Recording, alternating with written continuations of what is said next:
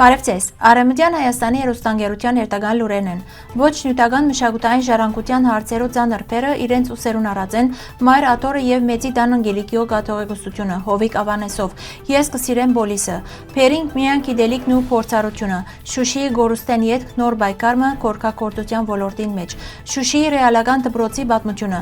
Արցախի պաշտպանական բանակին մեջ 22 տարի ծառայացկինը կփնագի անմարտկային պայմաններուն մեջ։ Արցախյան խոհանոցի գաղտնիքները պատկերակերքին մեջ։ Աջակցին Արևմտյան Հայաստանի պետական հեռուստատեսության։ Միացեք մեր վետերաններուն։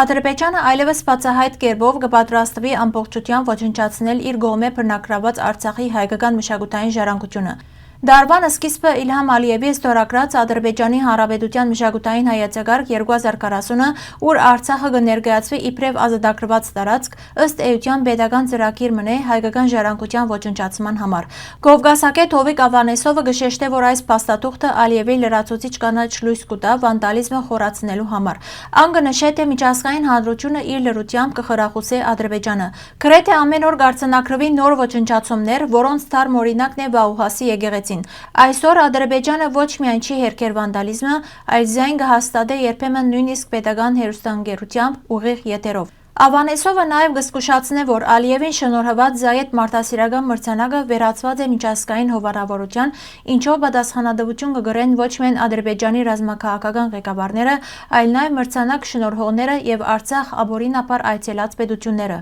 Ան հիշեցնե, որ միջազգային աջակցություն ստանալեն ամիջապես յետք Արցախի մեջ արձանագրված են աննախադեպ հրթիռներ, որոնց հետևանքով վնասված են մշակութային հուշարձաններ եւ վտանգի տակ են 100-ը ավելի հուշարձաններ։ Ավանեսովը կշեշտե նաեւ, որ Արցախին բռնի տեղահանված է 150,000-ն ավելի հայ։ Կան սպանվածներ եւ անհետ կորածներ, սակայն Ալիևի հետ հանդիպումներուն այս հարցը ոչ մեկ երկիր, ներառյալ Հայաստանի իշխանությունները, չեն բարձրացնել, ինչ որ կխթանե անոր անբարգեշտ վարքագիծը։ Ավանեսովի բնորոշմամբ Հայաստանի մեջ չկա համագարկված պետական մոտեցում։ Ոչ նյութական մշակութային ժառանգության պաշտպանության ծանր փերը կգրեն Մայր Աթոռ Սուրբ Էջմիածինը եւ Մեծի Դանն Գելիկիո գաթողիկոսությունը Սփյուռքի եւ մամուլի աջակցությամբ։ Ան կզգուշացնե, որ շուտով կգրնա նոր ահազանգ հնչել Արցախի մեջ հիմնահատակ ոչնչացված հուշարձանի կամ բնակավայրի մասին, ընդգծելով, որ Ադրբեջանը քաղաքագործության թշնամի մնե, մասնագիտացած այլոց մշակույթը ոչնչացնելու եւ էթնիկ զդումներ իրականացնելու մեջ։ Արևմտյան Հայաստանի ազգային խորհուրդը դակավի լիարժեք իրավունք ունի հարցնելու, թե ինչու Սուրբ Աթոռը կապ չի հաստատել նախագահ Արմենակ Աբրահամյանի հետ, ով 2022 թվականին ի վեր այս չարաշահումներուն վերաբերյալ թիմում ներկայացուցած է Մարդու իրավունքներու եվրոպական դատարան։ Արևմտահայ լրագրող Ռուբեն Ջամփասյանը իր վերջին հրապարակման մեջ կանդրադառնա Բոլիս կատարած այցելության, բարձրացնելով այն զգացումը, որ շատերու համար դժվար է խոստովանել։ Ես կսիրեմ Բոլիսը։ Դարիներ անց ան իր գնոջ Արևի հետ Սուրբ Ծնունդն ու Նոր դարին անցուցած է Կոստանդնուպոլսո մեջ, քաղաքը, որ հայերուն համար միաժամանակ հիշողություն է, ցավ եւ շարունակվող կյանք։ Հեղինակը կխոստովանի, թե գրեթե ամեն անգամ ստիպված եղած է արդարանալ, բացատրելով, թե ինչու գերտա Կոստանդնուպոլիս, երբ քաղաքը բռնագրաված է Թուրքիո կողմէ։ Սակայն այս անգամ պատճառը բարձ էր եւ անգերց։ Սեր քաղաքին, ընտանիքին եւ հոն ապրող հայկական համայնքին հանդեպ։ Այցի ընթացքին անոնք մասնակցած են բادرակներու, այցելած են հայկական եկեղեցիներ, դպրոցներ եւ հաստատություններ, եղած են Շիշլիի հայկական գերեզմանատունը, հրադարակչատներու եւ մշակութային կենտրոններու մեջ։ Հատկապես խորհրդանշական եւ ձանրեր Հրանտ Տինկի սպանության վայրը, ուր այսօր կգործե հիշատակի թանգարանը որպես մշտական հիշեցում ճշմարտության գինին մասին։ Հեղինակը կգրե, որ Բոլիսը հագասություններու քաղաք մնե, հոն կարելի է միևնույն ժամանակ զգալ թե ցավը, թե դունը լալու զգացողությունը։ Ան կընդունի, որ կարելի է չհաշտվել պետության քաղաքականության հետ, բայց միաժամանակ պահպանել սերը քաղաքի, լեզվի, մարդոց եւ մշակույթի հանդեպ։ Ան կշեշտե, որ հոն հայկական կյանքը կշարունակվի ոչ թե որպես հիշողության թանգարան, այլ որպես կենդանի իրականություն։ Արցախյան կորքակորթության դարավոր ավանդույթը ծանր հարված ստացավ 44-օրյա պատերազմին յետք, սակայն ոլորտի ներկայացուցիչները չեն հրաժարիր իրենց առաքելութենեն։ Արցախ Կարպետ ընկերության տնօրեն Սևակ Խաչատրյանը կպատմե, որ ընկերության առաջին արտադրամասը հիմնադրված էր Շուշիի մեջ, նպատակ ունենալով զարգացնել կորքակորթությունը նաև այլ շրջաններու մեջ եւ աշխատանքով ապահովել կանանց։ Գարջ ժամանակի ընթացքին հիմնադրված էին 5 արտադրամասեր։ Գլխավոր նպատակը Արցախի հազարամյա մշակույթը պահպանելն ու գերազանցելներ, ինչպես նաև արցախյան կորքակորթության պատմական համբավը վերակենդանացնելը։ Սակայն պատերազմը ամբողջովին փոխեց իրավիճակը։ Շուշիի մեջ գործող ամենագայացած արտադրամասերեն մեկը գործվեցավ, իսկ քույքը փրկել չհաջողեցավ։ Փերինք միայն մեր գիտելիքներն ու փորձառությունը, որովհետև ուրիշ բան դեղափոխելը կարելի չէր, կնշե Խաչատրյանը։ Պատերազմեն յետ գործունեությունը շարունակելը չափազանց դժվար էր, իսկ հաջորդած բռնի դեղահանումը դարձավ նոր ծանր հարվածը։ Այնուամենայնիվ, ընկերության համար մեկ սկզբունք մնաց անփոփոխ՝ շարունակել գործը եւ պահպանել արցախյան կոռքագործության մշակութային ժառանգությունը նույնիսկ նոր եւ դժվար պայմաններում մեջ։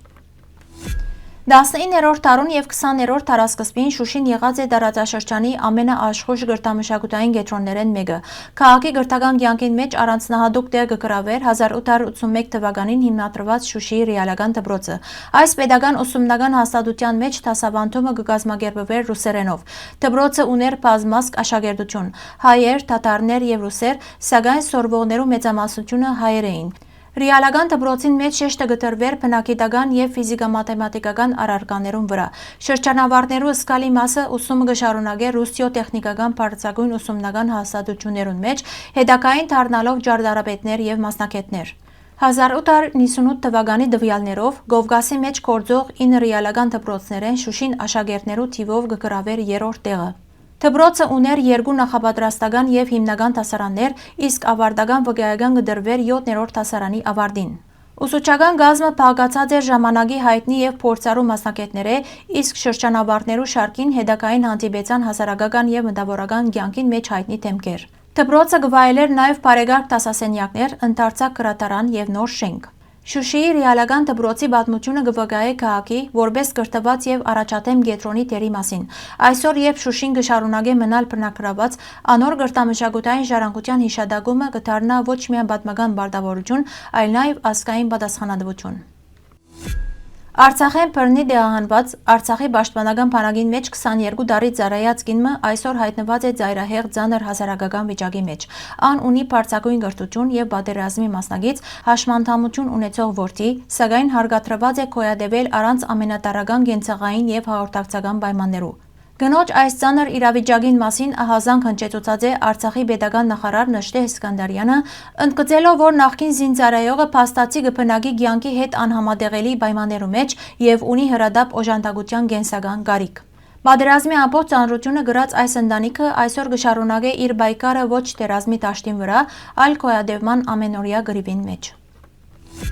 Հայկական բարեգործական ընդհանուր միությունը Նյու Յորքի մեջ հրադարագած է Արցախ դան համը 2024 թվականի գիրքը, որ կհամատրե բաղադրատոմսեր եւ մարդկային պատմություններ։ Առաջին էջին վրա նշված է, թե գիրքը կնվիրվի մշակույթի բահաբաններուն։ Այն արցախցի կանանց, որոնք իրենց սրտերն ու խոհանոցները բացին հեղինակներուն առջև, եւ նաեւ անոնց, որոնք կորուստի դեմ կանգնած իրենց անթրթվելի ստեղծագործ կամքով կշարունակեն կենթանի բահել Արցախը։ Շքեղ եւ քունակել լուսանգարներով պատկերազարդ այս գիրքը կներկայացնի արցախյան խոհանոցի լավագույն ուտեստները արցախցի կանանց պատմություններու միջոցով։ Անոր մեջ տեղ կդածեն սիրով եւ գարոդով համեմված 4 կնոջ պատմություններ եւ 10 բաղադրատոմս։ Գիրքը կներառե նաեւ Արցախի քարտեզը։ Արևմտյան Հայաստանի հերոստագայանը հավատարիմ մնալով իր սկզբունքներուն եւ հերոստատիդողներուն կշարունակե իր անխափան աշխատանքը նոր մոտեցումներով։ Մեր հերոստագայանը ինքնակովաստով չսպաղիր։ Անոր միջոցով կհերարցակվին գլխավորապես Արևմտյան Հայաստանի պատմությունը, ներկային եւ ապագային վերաբերող քաղաքական եւ այլ բովանդակությամբ, ինչպես նաեւ դարբեր խնդիրներ բարձրացնող լուրեր։ Արևմտյան Հայաստանի հերոստագայանը արձանագրած է իր կարևորագույն ձեռքբերումներեն մեկը, թողարկելով Western Armenia շաբաթաթերթը, որն ուղղված է մեր պատմության, մշակույթի եւ ինքնության պահպանման եւ հանրահռչակման։ Մենք տապանցիկ եւ հասանելի կերպով կներկայացնենք նաեւ Արևմտյան Հայաստանի Հանրապետության նախագահի, կառավարության, ազգային ժողովի եւ մյուս կառույցներու քաղաքական անցուդարձը։ Սիրելի հայրենագիտներ, ձեր աջակցությամբ մեր հերոստագայանի հնարավորությունները ալավելի կապրապնդվին։ Մենք ուժեղ ենք միասին։ Հայ վետերաններու եւ աջակցողներու միավորում, ֆրանսացի վետերաններու եւ հայկական ցակումով թիմադրողներու միավորում։ Ձեր առաքելությունն է պաշտոնական արարողություններուն ընթացքին բարձրացնել Ֆրանսիայի կամ Արևմտյան Հայաստանի դրոշը։ Հիշադակին բահաբանները իրենց ներկայությամբ պաշտոնական եւ հիշադակի արարողություններուն, ուր մասնակցություն ունենան դարբեր գազམ་ագերբություններ, կպատվեն այն հայ զինվորները եւ գամավորները, որոնք 1916 թվականին սկսյալ մինչեւ մեր օրերը իրենց կյանքը վտանգի տակ դրած են պաշտպանել պահպանելու համար ֆիզիկական սպառնալիքի ենթարկված քաղաքացիական բնակչությունը։ Ավելի մանրամասն դեղեցություններով համար կխնդրենք այցելել մեր պաշտոնական կայք։ Հարգելի հայրենագիտներ, այսօրվան համար այսքան էինք նախատեսած։ Շնորհակալություն ձեր ուշադրության համար, լավ մնացեք։